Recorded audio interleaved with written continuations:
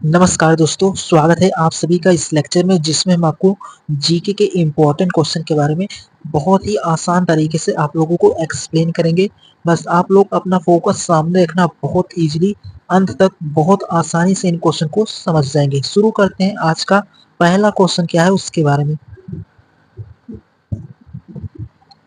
तो पहला क्वेश्चन आपका इस तरीके से बहुत ही इम्पोर्टेंट है। इसमें मेंशन है कि भारत के प्रथम यानी कि फर्स्ट प्राइम मिनिस्टर कौन थे। तो पंडित जवाहरलाल नेहरू जो है वो भारत के प्रथम प्रधानमंत्री हैं।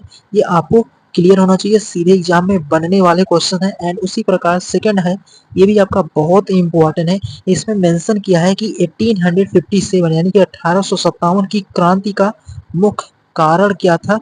यानी कि जो 1857 की क्रांति हुआ था उसका मुख्य कारण जो था उसमें इसमें मेंशन किया है कि जो सैनिक थे उनमें असंतोष था। सैनिकों में असंतोष होने का कारण ये था कि जो कारतूसें थी उसमें गाय और सुअर की चर्बी का प्रयोग किया गया था, इसलिए सैनिकों में असंतोष था। इसीलिए 1857 की क्रांति का यही मुख्य कारण था। ये आपको प्रॉपर समझ हो गया होगा। बहुत ही इंपॉर्टेंट क्वेश्चन है। एंड उसी प्रकार तीसरा क्वेश्चन भी आपका बहुत इंपॉर्टेंट है। तो इसमें मेंशन है कि महात्मा की उपाधि गांधी को किसने दिया था। यानी कि जो गांधी जी थे उन्हें महात्मा की उपाधि देने वाले जो हैं आपके वो रविन्द्रनाथ टैगोर हैं। ये आपको क्लियर हो गया होगा। बहुत इंपॉर्टेंट है। तो इस तरीके से इम्पोर्टेंट क्वेश्चन को आप बहुत इजीली समझ गए होंगे। बहुत ही इंपॉर्टेंट है। एंड उसी प्रकार अगले क्वेश्चन के बारे में बात करें तो अगला फोर्थ नंबर क्वेश्चन है, बहुत इंपॉर्टेंट है। इसमें मेंशन किया है इस तरीके से। तो इसमें पूछ रहा है आपसे कि सुभाष चंद्र बोस ने आजाद हिंद फौज कब बनाई थी। यानी कि जो सुभाष चंद्र बोस थे उन्होंने आजाद हिंद फौज को कब बनाया था। तो 1942 में। ये भी आपको प्रॉपर समझ हो गया होगा। बहुत इंपॉर्टेंट है। तो उम्मीद करता हूँ अगर आपका फोकस सामने रहेगा तो बहुत इजीली इन क्वेश्चन को भी आप समझ जाएंगे। एंड बढ़ते हैं अगले क्वेश्चन के बारे में। उसके बाद पांचवा क्वेश्चन आपका बहुत इंपॉर्टेंट है। इसमें मेंशन है इस तरीके से। तो इसमें पूछ रहा है आपसे कि ताजमहल का निर्माण किसने करवाया था। तो ताजमहल का जो निर्माण करवाए थे वो आपके शाहजहां थे। ये आपको प्रॉपर समझ होना चाहिए। बहुत इंपॉर्टेंट है।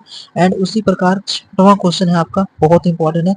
तो 6 नंबर मेंशन है कि अशोक किस वंश का शासक था। तो जो अशोक सम्राट थे वो मौर्य वंश के शासक हैं। ये आपको क्लियर हो गया होगा। इस तरीके से ये भी क्वेश्चन आपको बहुत इजीली समझ में आ गए होंगे। तो उम्मीद करता हूँ आप इन 6 क्वेश्चन को बहुत आसानी से समझ गए होंगे। बहुत इंपॉर्टेंट है। किसी भी प्रीवियस ईयर एग्जाम को आप देखेंगे तो आपको फुल क्लियरिटी आ जाएगी। इसी लेवल के आप लोगों के एग्जाम में क्वेश्चंस मेंशन होते हैं। तो इनके बारे में आपको प्रॉपर समझ होना चाहिए। अगर आपका फोकस सामने रहेगा तो आप बहुत इजीली इन क्वेश्चन को समझ पाएंगे। एंड उसी प्रकार अगले क्वेश्चन के बारे में बात करें तो अगला क्वेश्चन आपका बहुत ही इंपॉर्टेंट है। तो अगला क्वेश्चन आपका 7th है। इसमें मेंशन है, बहुत इंपॉर्टेंट है। इसमें मेंशन है कि महात्मा गांधी का जन्म कहाँ हुआ था। तो महात्मा गांधी जी जो थे उनका जो जन्म स्थान है वो गुजरात राज्य में हुआ था। और गुजरात राज्य में कौन से स्थान पर हुआ था। तो पोरबंदर में। जो गुजरात राज्य है आपका उसकी राजधानी गांधीनगर है। ये भी आपको क्लियर होना चाहिए। तो इस तरीके से जो महात्मा गांधी का जन्म हुआ था वो गुजरात में हुआ था, पोरबंदर में। यानी कि गुजरात राज्य में पोरबंदर एक स्थान है, वहां पर वहीं पर महात्मा गांधी का जन्म हुआ था। ये आपको क्लियर होना चाहिए। एंड उसी प्रकार अगला क्वेश्चन ये भी आपका बहुत इंपॉर्टेंट है कि जो प्लासी का युद्ध हुआ था 1757 में। तो प्लासी का युद्ध कब हुआ था। तो 1757 यानी कि 1757 में प्लासी का युद्ध हुआ था। ये आपको क्लियर होना चाहिए। तो इस तरीके से ये भी क्वेश्चन आप बहुत इजीली समझ के होंगे। बहुत इंपॉर्टेंट है। एंड उसी प्रकार जो आपका 9th नंबर क्वेश्चन है ये भी आपका एग्जाम के पॉइंट ऑफ से बहुत इंपॉर्टेंट है। इसमें मेंशन है कि झांसी की रानी जो लक्ष्मीबाई का असली नाम क्या था। तो मणिकर्णिका। ये आपको क्लियर होना चाहिए। बहुत इंपॉर्टेंट है। एंड उसी प्रकार इस तरीके से आप इन क्वेश्चन को भी बहुत इजीली समझ गए होंगे। बहुत ही इंपॉर्टेंट है। एंड उसी प्रकार अगले क्वेश्चन के बारे में बात करें तो अगला क्वेश्चन आपका बहुत इंपॉर्टेंट है। तो इसमें मेंशन है 10th नंबर क्वेश्चन है। तो इसमें मेंशन है कि दिल्ली का लाल किला किसने बनवाया। तो दिल्ली का जो लाल किला बनवाने वाले हैं वो शाहजहां है। ये आपको क्लियर होना चाहिए। एंड उसी प्रकार 11th नंबर क्वेश्चन जो है वो बहुत इंपॉर्टेंट है कि प्रथम स्वतंत्रता संग्राम किस वर्ष हुआ, तो 1857 यानी कि 1857 में प्रथम स्वतंत्रता संग्राम हुआ था। ये आपको क्लियर होना चाहिए, बहुत इंपॉर्टेंट है। सीधे एग्जाम के पॉइंट ऑफ व्यू से ये क्वेश्चंस बहुत ही इंपॉर्टेंट है। अगर आप किसी भी प्रीवियस ईयर एग्जाम को उठाएंगे तो आपको वहां पर जरूर मेंशन होंगे इस तरीके के क्वेश्चन। तो फोकस अपना सामने रखना, आप किसी भी एग्जाम की तैयारी कर रहे हैं, आपको एग्जाम नहीं देखना, आपको केवल देखना है सब्जेक्ट। अगर आपके सिलेबस में जीके है तो आपके लिए क्लास इंपॉर्टेंट है। फोकस आप हमेशा हर एक सब्जेक्ट में फोकस आपका सामने रहता है तो बहुत इजीली आप उस टॉपिक को समझ पाते हैं, आपको फुल क्लियरिटी होगी। अगर आप फोकस से किसी भी टॉपिक को समझते हैं तो बहुत लंबे समय तक उनको याद रख सकते हैं, क्योंकि अगर आपको लंबे समय तक याद रहेगा तभी आप एग्जाम में बनने वाले क्वेश्चन को कर पाएंगे। एंड उसी प्रकार 12वां क्वेश्चन आपका बहुत इंपॉर्टेंट है।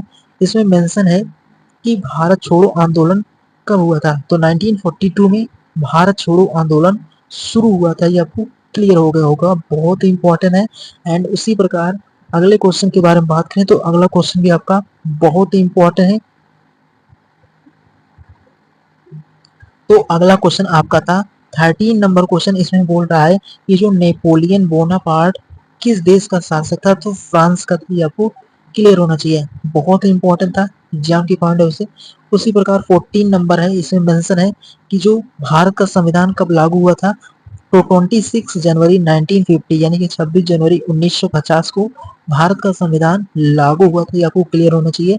एंड उसी प्रकार 15 है, इसमें मेंशन है, इसमें मेंशन किया है, बोल रहा है कि सिंधु घाटी सभ्यता का जो प्रमुख नगर कौन सा था, तो सिंधु घाटी सभ्यता का जो प्रमुख नगर है वो आपका हड़प्पा है। ये आपको क्लियर होना चाहिए, एग्जाम के पॉइंट ऑफ से क्वेश्चंस इंपॉर्टेंट है, फोकस सामने रहेगा तो बहुत इजीली आप इन क्वेश्चन को भी समझ पाएंगे। सीधे एग्जाम में छपने वाले क्वेश्चन है, तो इस तरीके से इनका रिवीजन करना और फोकस सामने रखेंगे तो बहुत इजीली समझते हुए चलते रहेंगे, क्योंकि क्वेश्चंस इजी एंड हार्ड दो तरीके से डिजाइन होते हैं, बट आपको दोनों क्वेश्चन के बारे में प्रॉपर जानकारी होना चाहिए, क्योंकि एग्जामिनर के ऊपर डिपेंड करता है वो किस तरीके से आपके क्वेश्चन को सेट करते हैं। तो इस तरीके से आप ये भी क्वेश्चन बहुत इजीली समझ गए होंगे। एंड उसी प्रकार अगला क्वेश्चन क्या है उसके बारे में आपको एक्सप्लेन करते हैं।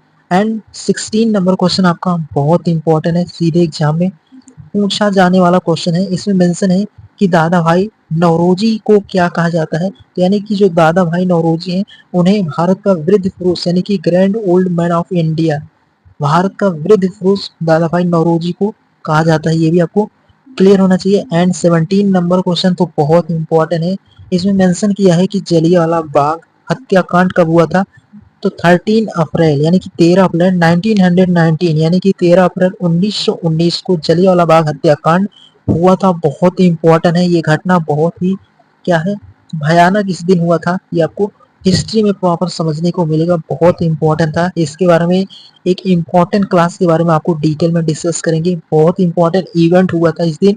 एंड उसी प्रकार 18वां क्वेश्चन आपका बहुत इंपॉर्टेंट है, इसमें मेंशन किया है कि चंपारण आंदोलन का नेतृत्व किसने किया, तो महात्मा गांधी जी ने चंपारण आंदोलन का नेतृत्व करने वाले जो हैं वो आपके राष्ट्रपिता जिन्हें हम महात्मा गांधी के नाम से भी जानते हैं। तो ये आपको प्रॉपर समझ हो गया होगा। तो इस तरीके से आप इन 18 क्वेश्चन को यहाँ तक बहुत इजीली समझ गए होंगे, बहुत इंपॉर्टेंट है। एंड बढ़ते हैं अगला क्वेश्चन क्या है उसके बारे में। एंड 19 नंबर क्वेश्चन भी आपका बहुत ही इंपॉर्टेंट है, इसमें मेंशन है कि वंदे मातरम गीत किसने लिखा, तो बंकिम चंद्र चट्टोपाध्याय इन्होंने ही वंदे मातरम गीत को लिखा था। ये आपको क्लियर होना चाहिए। एंड 20 नंबर क्वेश्चन के बारे में बात करें तो इसमें मेंशन है कि जो आर्य समाज की स्थापना किसने किया था, तो स्वामी दयानंद सरस्वती ने आर्य समाज की स्थापना किया था। ये आपको क्लियर होना चाहिए, बहुत इंपॉर्टेंट है। 21 है, इसमें मेंशन है, ये तो एग्जाम के पॉइंट ऑफ से और इम्पोर्टेंट है। इसमें मेंशन है कि भारत का सबसे बड़ा राज्य क्षेत्रफल के अनुसार अगर पूछेगा तो राजस्थान हो जाएगा। एंड सबसे छोटा राज्य क्षेत्रफल के अनुसार पूछेगा वो भी कहाँ का, इंडिया का, तो वो हो जाएगा गोवा। तो ये भी आप बहुत इजीली समझ लोगे, बहुत इंपॉर्टेंट है एग्जाम के पॉइंट ऑफ से ये क्वेश्चंस। एंड बढ़ते हैं अगले क्वेश्चन के बारे में। 22 है, इसमें मेंशन है, बहुत इंपॉर्टेंट है। ये पूछ रहा है कि भारत की सबसे लंबी नदी कौन सी है। तो भारत की जो सबसे लंबी नदी है वो आपकी गंगा नदी है, आपको क्लियर होना चाहिए। एंड 23 है, यानी कि 23 में मेंशन है कि पृथ्वी पर सबसे बड़ा महासागर जो कौन सा है। तो सबसे बड़ा जो महासागर है इस पृथ्वी पर वो है आपका प्रशांत महासागर। ये भी आपको प्रॉपर समझना था, बहुत इंपॉर्टेंट है। एंड 24 के बारे में बात करें तो इसमें मेंशन है कि सूर्य के सबसे निकट कौन सा ग्रह है। तो आपका बुध जो है एक ऐसा ग्रह है जो सन के सबसे निकट यानी कि पास ग्रह है, वो आपका बुध है। तो इस तरीके से ओवरऑल इन 24 क्वेश्चन को भी बहुत इजीली समझ गए होंगे। एंड बात करें आज के लास्ट क्वेश्चन के बारे में, तो इस तरीके से अगला क्वेश्चन आपका है। तो अगला क्वेश्चन भी आपका बहुत इंपॉर्टेंट है। 25 के बारे में बात करें तो 25 है, इसमें मेंशन है कि भारत की राजधानी क्या है। तो भारत की जो राजधानी है वो आपकी नई दिल्ली है, ये आपको प्रॉपर समझ हो गया होगा। तो इस तरीके से जो आपकी इंडिया की राजधानी है वो नई दिल्ली है। उसी प्रकार 26 भी आपका बहुत इंपॉर्टेंट है। तो इस तरीके से ओवरऑल आप 25 क्वेश्चन हर एक एग्जाम के पॉइंट ऑफ से एक क्या होते हैं सेट में होते हैं। तो इस तरीके से आपको क्लियरिटी हो गई कि यानी कि एक सेट आपका 25 तक समाप्त होता है। इस तरीके से 25 क्वेश्चन हर एक एग्जाम के पॉइंट ऑफ से इंपॉर्टेंट होते हैं। इस तरीके से आपको अलग अलग तरीके के क्वेश्चन इसमें देखने को मिल रहे होंगे, तो आपको पूरा क्लियरिटी आ गई होगी। इसी तरीके से आप लोगों के एग्जाम में भी क्वेश्चन जरूर बनते हैं। 26 है आपका, इसमें मेंशन है कि हिमालय पर्वत की सबसे ऊंची चोटी कौन सी है। तो माउंट एवरेस्ट ही आपको क्लियर होना चाहिए। तो इस तरीके से 26 और 25 को भी बहुत इजीली समझ गए होंगे। 27 है, इसमें मेंशन किया है कि नीलगिरी पर्वत श्रृंखला कहाँ स्थित है। तो दक्षिण भारत में स्थित है नीलगिरी पर्वत श्रृंखला, ये आपको क्लियर होना चाहिए, बहुत इंपॉर्टेंट है। तो ओवरऑल आप इस तरीके से 27 वाले क्वेश्चन को भी बहुत इजीली समझ गए होंगे, बहुत इंपॉर्टेंट है। एंड उसी प्रकार अगला क्वेश्चन क्या है उसके बारे में आपको समझना होगा। तो अगला क्वेश्चन भी आपका बहुत इंपॉर्टेंट है कि भारत का जो राष्ट्रीय जल चिन्ह कौन सा है। तो गंगा नदी भारत का राष्ट्रीय जल चिन्ह है, ये आपको क्लियर होना चाहिए। सीधे एग्जाम में बनने वाले क्वेश्चंस हैं। एंड उसी प्रकार अगले क्वेश्चन के बारे में बात करें तो अगला 29 है, इसमें मेंशन किया है कि जो पृथ्वी पर सबसे ठंडा स्थान कौन सा है। तो वाक स्टॉक स्टेशन जो कि कहाँ पर है, अंटार्कटिका में है, ये आपको क्लियर होना चाहिए। जो पृथ्वी पर सबसे ठंडा स्थान है वो आपका वास्टॉक स्टेशन है, ये आपको क्लियर होना चाहिए। और अंटार्कटिका में ये है, आपको प्रॉपर समझ हो गया होगा पृथ्वी पर सबसे ठंडा स्थान। एंड जो आपका 13 नंबर क्वेश्चन है ये बहुत इंपॉर्टेंट है कि पृथ्वी की कुल सतह पर कितना प्रतिशत भाग जल से ढका है।